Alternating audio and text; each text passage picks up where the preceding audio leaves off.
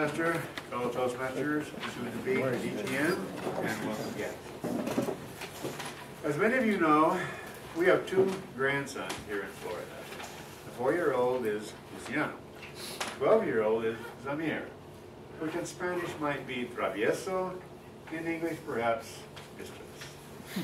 One of our duties as grandparents is to pick the kids up from school or daycare and take them to wherever they need to be in the afternoon.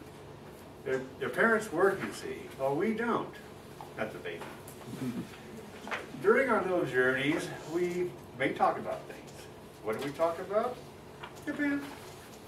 Whatever we have on mood for. One day, Zamir had a few questions about his mother's job. He hadn't had a chance to ask her. Zamir's mother is an occupational therapist. She works with children with learning disabilities, exploring better ways to help the kids learn and interact. Sometimes that involves different types of playthings, which those people may work with better than traditional toys. The occupational therapist carefully observes the children's progress and ability to cope with new situations. So, that's what I told Zamir. He responded, "So she spends all day playing with kids? That's all she does?" "No," I said. "She also writes reports. She does this for her own benefit, for her supervisor, and for outside agencies that come to inspect right now and then. So, she spends the whole day playing with kids and then she writes about it." "What do you do in your job, Grandpa?"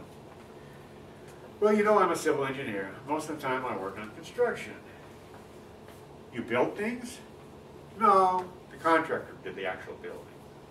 "So you drew the plans?" "Usually someone else drew the plans." I worked in excuse me, quality assurance, making sure the contractor did everything according to the plans and specs. The plans and what? The plans and specifications. "Who was the contractor?" "Well, we selected the contractor by advertising for bids. Usually the guy that got the lowest bid, submitted the lowest bid, got the job." "Then what?" "Well, the contractor had to submit a schedule to prove that he could do all of the required work in the time allowed." "Why do you say he? Was it always a man?" "No, actually there were a number of women contractors." "Well, what if he didn't stick with the schedule?" "Well, if he finished early, he might get a bonus. On the other hand, if he finished late, we would assess liquidated damages." "Liquid what?" "Liquidated damages. That's like another word for a penalty, only we didn't call it that. That would sound too confrontational, like two lawyers in a courtroom.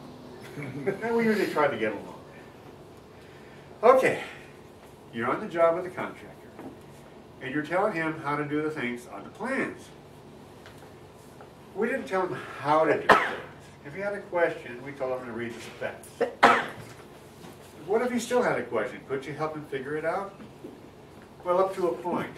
If we said too much and he got in trouble and things didn't turn out right, he could blame us. So, the contractor has the plans and the specs, and beyond that, he had to figure it out. So what did you do? Oh, lots of things. We tested the soil, the concrete, and the steel, everything that went into the construction. You tested it yourself? No, we hired an outside lab.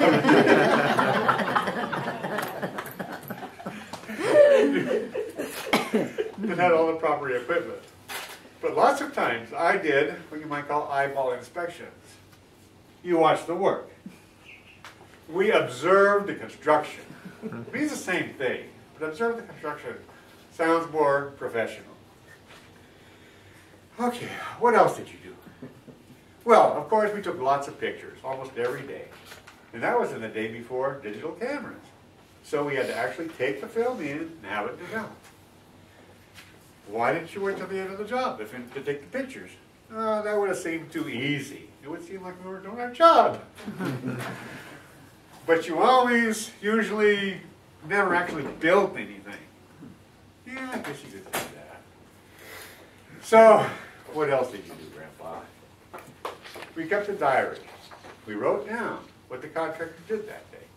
what he was planning for the next day, if anyone else was on site, if there were any problems, any changes in the design. Also, there were the monthly reports. Those summarized what was in my diaries, but in a more organized fashion. And at the end of the job, there was always the final report. That went to everybody. My supervisor, the client, funding agencies, sometimes even the public.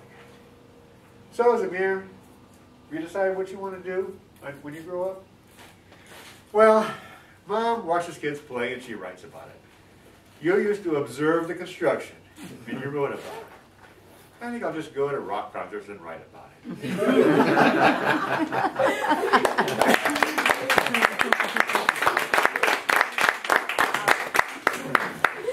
Thank you, Grant. It's entertaining as well. Well, how old is he that he's going to rock concerts?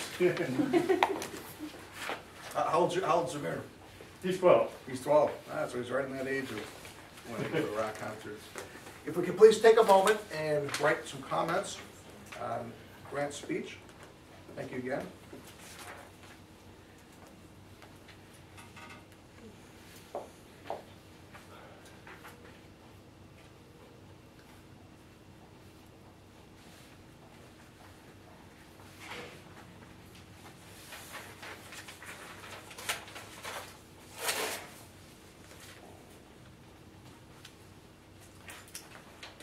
Okay, as we move forward, another quip for you, another quote. This one's from actually from Dr. Martin Luther King, and